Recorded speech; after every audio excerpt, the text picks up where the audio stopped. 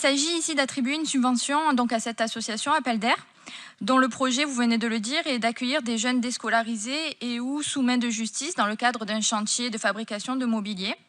Donc c'est ce qui est inscrit dans ce rapport et à première lecture, je vous avoue que notre groupe a trouvé le concept plutôt intéressant.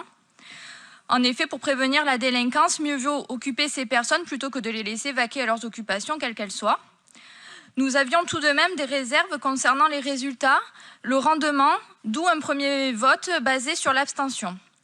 En effet, comme pour le cas de l'école de la seconde chance, jamais une information nous est fournie sur le devenir des gens pris en charge, des statistiques sur la réussite, la réinsertion ou la récidive au niveau de la justice.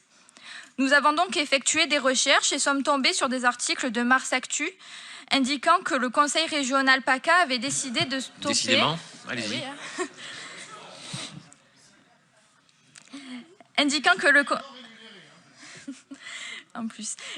le Conseil régional PACA avait décidé de stopper les subventions à cette association en 2015-2016, en cause justement l'efficacité de ce genre de dispositif. Je rappelle que cette formation est non diplômante.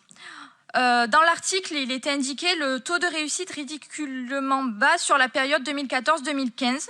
Sur 500 jeunes, seuls 174 sont allés au bout de leur formation et 11 ont trouvé un emploi, soit un taux, on va dire, de 2,2%. Nous avons effectué d'autres recherches au niveau du CR-PACA qui nous indiquaient que finalement, des subventions ont été attribuées par la région de 2017 à 2020.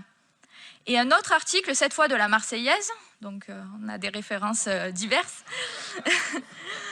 daté de novembre 2020, donc plutôt récent, qui nous informe que la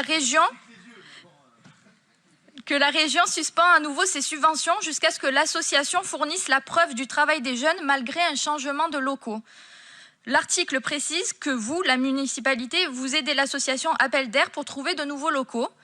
Du coup, auriez-vous, vous qui êtes en contact avec eux, visiblement, ou les élus LR, vu que vous subventionnez au niveau de la région, des réponses à nous apporter quant à ces tergiversations?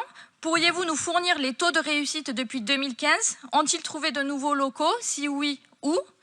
Donc, au vu de ces zones d'ombre, pour l'instant, nous maintenons notre position d'abstention.